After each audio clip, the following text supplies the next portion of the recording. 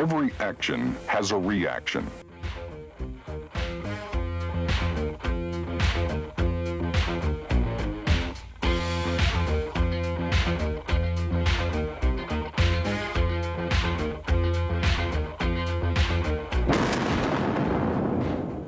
There may be a physical or political reaction.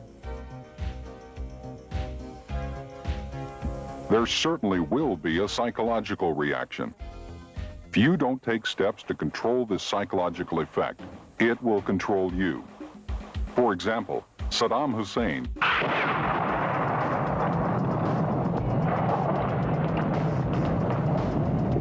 did not anticipate the nations of the world uniting to eject his troops from Kuwait. The art and science of controlling the psychological dimension of a situation is called psychological operations. Psychological operations, or PSYOP, is a supplementary weapon system that can increase the relative combat power of friendly forces and adversely affect the combat power of the opponent. This may be accomplished by attacking the identified vulnerabilities and susceptibilities of opposing forces through a planned and coordinated program.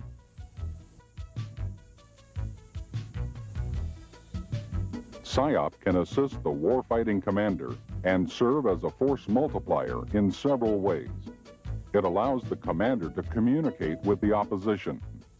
That night, we dropped approximately 20,000 safe conduct passes, and then the following morning, preceded by a loudspeaker broadcast and surrender appeals, the Marines went in, and the entire PDF Dignity Battalion organization surrendered without firing a shot.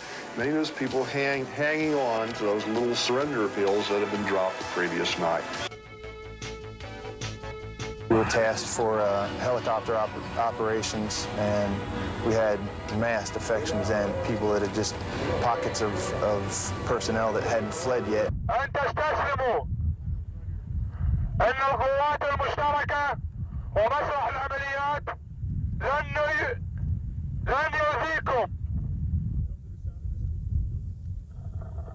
تقدموا باتجاه ندائي.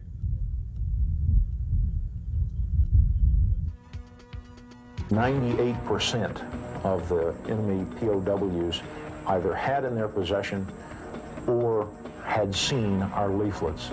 And of those, some 70% did what the leaflets told them to do: abandon their equipment, follow the procedures for surrendering, go south towards Mecca, to seek refuge across the border. Secondly, PSYOP assists the commander in communicating with non-combatants to ensure their safety.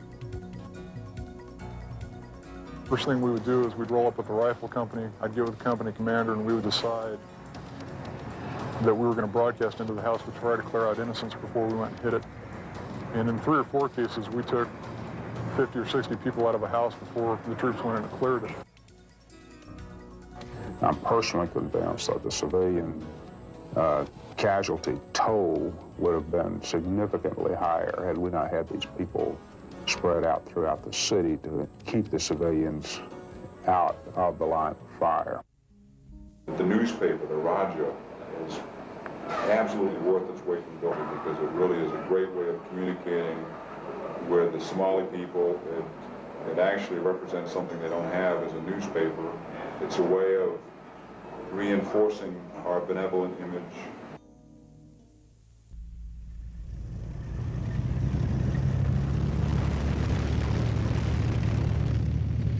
While the basic principle of psychological operations is that everything we say must be true, there are ways that PSYOP can assist with military deception at the strategic, operational, and tactical levels, amplifying the effects of deception operations.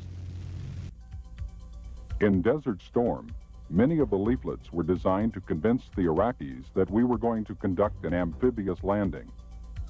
Some of the leaflets were overprinted with the insignias of American units. While that would not mean anything to the soldiers in the field, any that got to Iraqi intelligence could lead to false conclusions as to where forces from those units were going to attack. PSYOP's application is not limited to crisis or conflict. they can make significant contributions in peacetime as well. After the Soviets left Afghanistan, thousands of civilians who had fled to Pakistan began to return. But the road home was a dangerous one. Every route held mines, booby traps, and unexploded ordnance. To help the returnees, PSYOP personnel developed a mine awareness campaign. This was so successful, it was adopted by the United Nations and is still being used. Once the war in Kuwait was over, American soldiers pitched in to help the Kuwaitis. Psychological operations assisted by providing information in the form of radio, video, printed products, and face-to-face communications with the civilians trying to rebuild their lives. In Bosnia, the United States airdropped supplies to starving refugees. But first, PSYOP specialists designed and produced more than 1 million leaflets dropped by the Air Force to persuade warring factions not to interfere with the aid mission. They also warned the refugees of the dangers associated with the airdrops. Got you on the bar. Drift is 3 right. Got you on the bar. Closer to home, PSYOP teams called Military Information Support Teams, or MISTs, working through U.S. ambassadors, are helping Latin American and Caribbean countries in the fight against drugs and in building a brighter future. PSYOP teams assist host nations in developing and producing products that are distributed by host nations, not the United States. And at home, when Hurricane Andrew slammed into Florida, the skills and assets of psychological operations soldiers were put to work for civilian relief organizations, helping the survivors by providing vital information.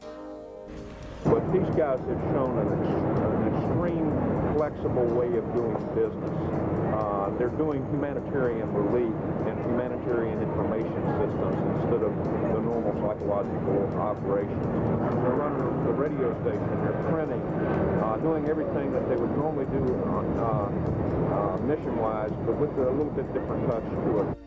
And to inform those not reached by radio or the newspaper, loudspeaker teams went through the devastated area, broadcasting information. We have food, water, medical attention. Really measure the impact of what you all do really as a force multiplier. Plus the fact is I like the look of your soldiers. They're in good shape physically and look sharp. Morale appears to be pretty damn high, and maybe it's because you can see some tangible results of what you've done there. Success comes from training.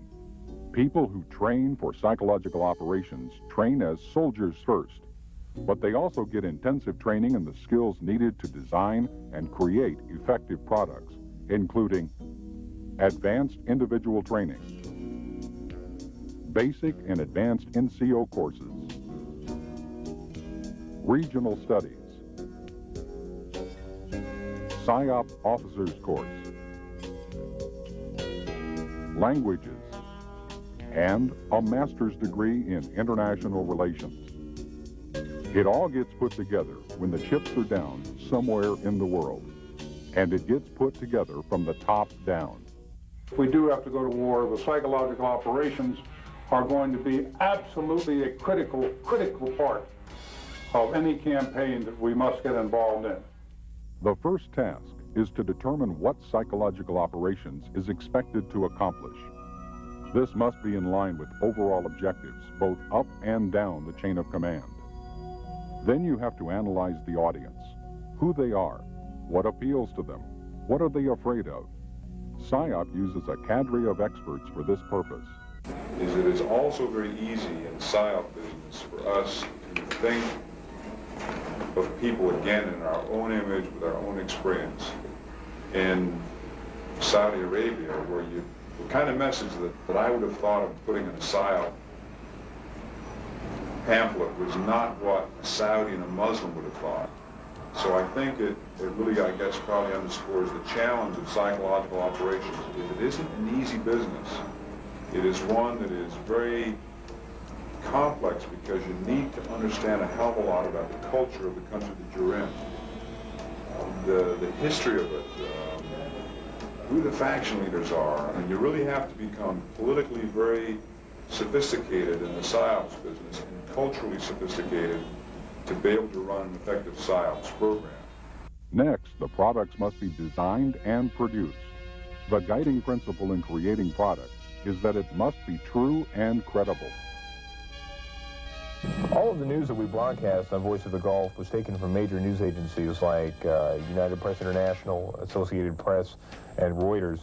In addition to that, we also aired testimonials from Iraqi prisoners, which urged their soldiers, their fellow soldiers, to come south, to surrender, to defect, and all of this was done on their part voluntarily.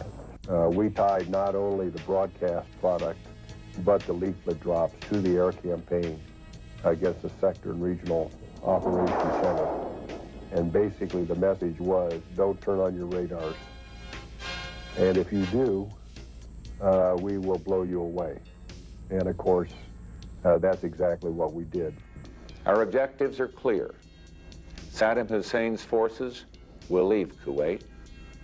The legitimate government of Kuwait will be restored to its rightful place. And Kuwait will once again be free. All psychological operations need to support national objectives. This means that PSYOP must be approved throughout the chain of command. In peacetime, the U.S. ambassador to the country in question is part of that approval chain. In wartime, the PSYOP objectives flow from the National Command Authority through the Unified Command Sync, who will normally be given PSYOP approval authority. Whenever possible, PSYOP products should be tested before they are distributed. Only after all this is done can the most visible part, the actual dissemination, take place.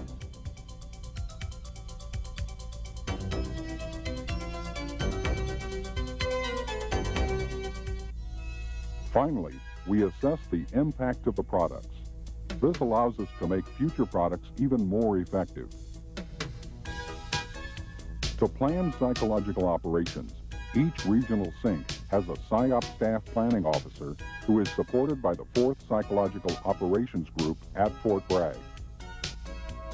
The staff planning officer will usually task a PSYOP assessment team to analyze the situation and suggest products to use or actions to carry out. The important point of the PSYOP preparation of the battlefield is that it has to begin before the war starts. It's really too late to wait until the first round is fired before you begin to prepare the battlefield psychologically. It takes time, it takes some effort, and it needs to begin as early as possible. It has both capabilities of creating a very benevolent image, as we want to in a humanitarian mission, or a very, baseball bat image if you want to, if you've got somebody that's shooting at you and you want to make sure that he knows what the cost is of doing business with you if he continues to shoot on you. So PSYOPs can really cover that entire range of, if you want to call it, warnings. So I think you're going to see PSYOP is an automatic part of every joint task force that you're going to see deploying. I don't think there's any operation that we will ever conduct without having PSYOP in up front. I can guarantee you that.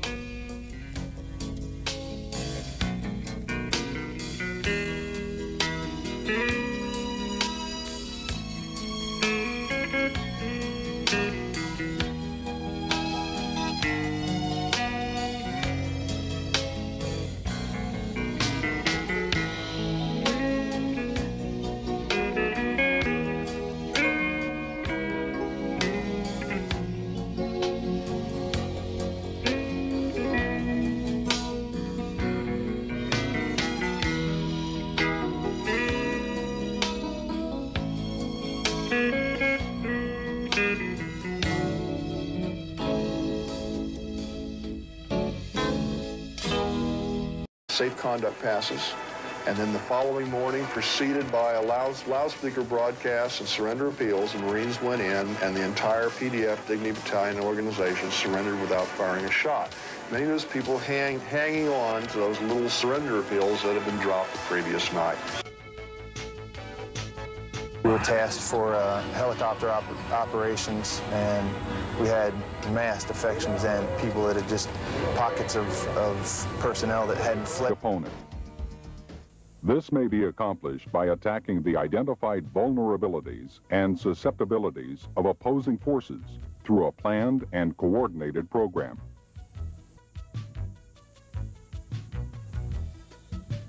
PSYOP can assist the warfighting commander and serve as a force multiplier in several ways. It allows the commander to communicate with the opposition. That night, we dropped approximately 20,000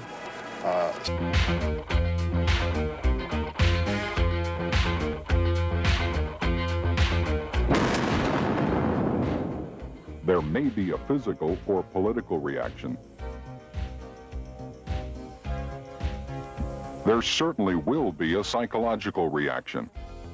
If you don't take steps to control this psychological effect, it will control you. For example, Saddam Hussein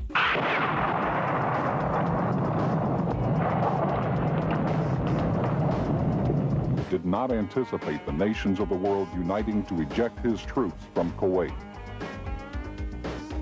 The art and science of controlling the psychological dimension of a situation is called psychological operations.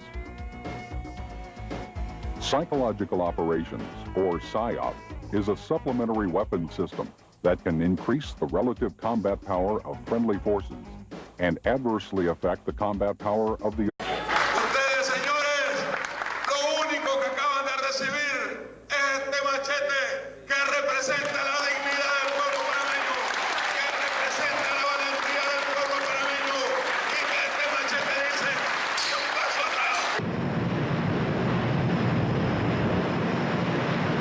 Every action has a reaction.